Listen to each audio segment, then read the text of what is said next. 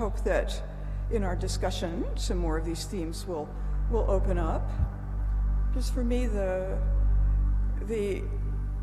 apophasis, this mystical unsaying, actually flows in a strange, rather dark way into the apocalypsis that I want us not to live in fear of, remembering always that if a political theology of the earth is going to answer the triple apocalypse, it'll have to lift up the actual meaning of apocalypse, not as closure, shutdown of the world, closing of history, but rather as disclosure, apocalypsis, an opening up of possibility,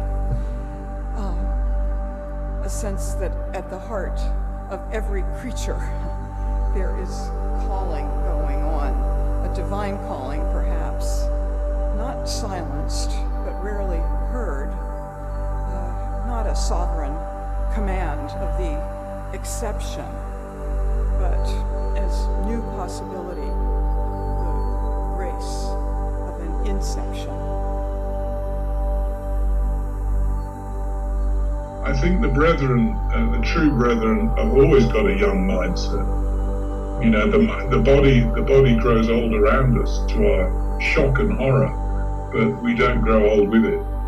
You know, Christ is still a baby as far as I'm concerned.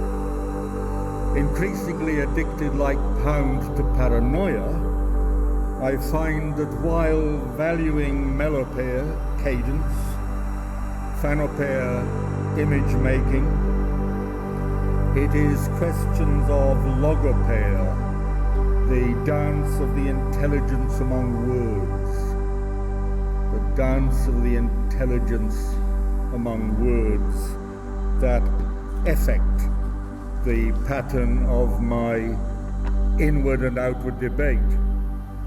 If I give preeminence to Logopeia in my personal poetics, I do so for its power to call the other two faculties into its service.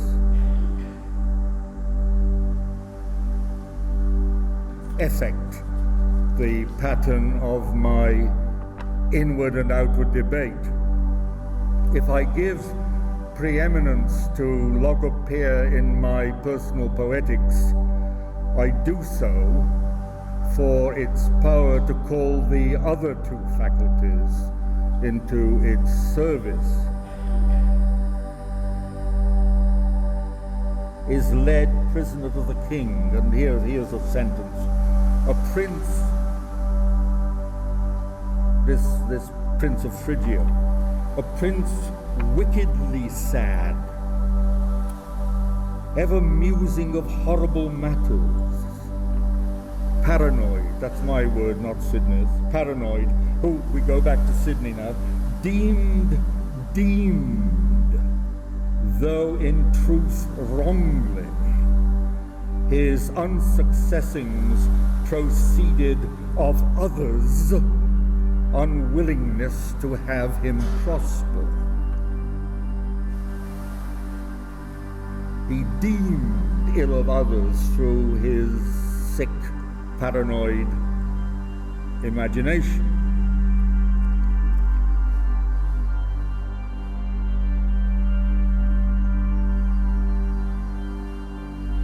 What happens here I can best describe as a reciprocating electrical tremor between the word just and the word deemed, so that if just outside this context stands for justice, deemed means something else, mere opinion cloaked as justice, a particularly malign subtype of legal fiction, or at the best in phrases such as deemed not to swerve very far from the tenderest rules of native courtesy, implying taken to be so by superficial persons persuaded by opinions rather than the truth.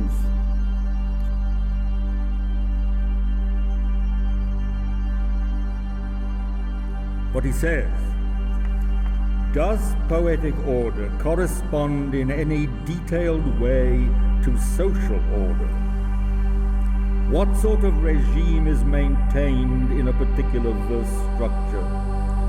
And does one enter it as a tourist or as a tax-paying citizen? Does poetic order correspond in any detailed way to social order? What sort of regime is maintained in a particular verse structure? And does one enter it as a tourist or as a tax-paying citizen?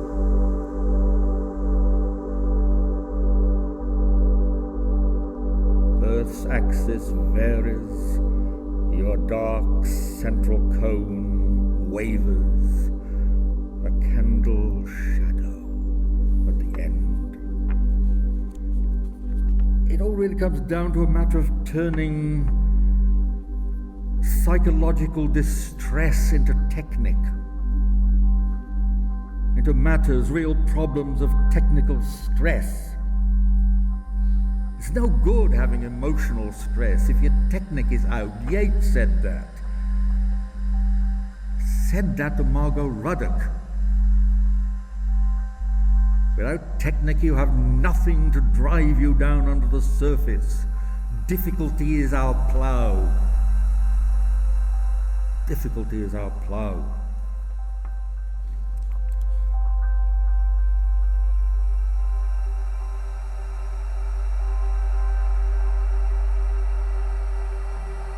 That we are not dissenters from, but accessories to, the carnal narcissism of our times.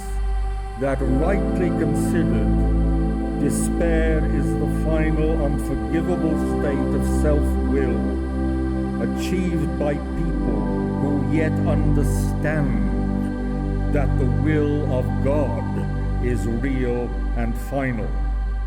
All other understandings and manifestations are mere dyspepsia of the ego. Regard this as, in Tom Nash's phrase, Lenten stuff.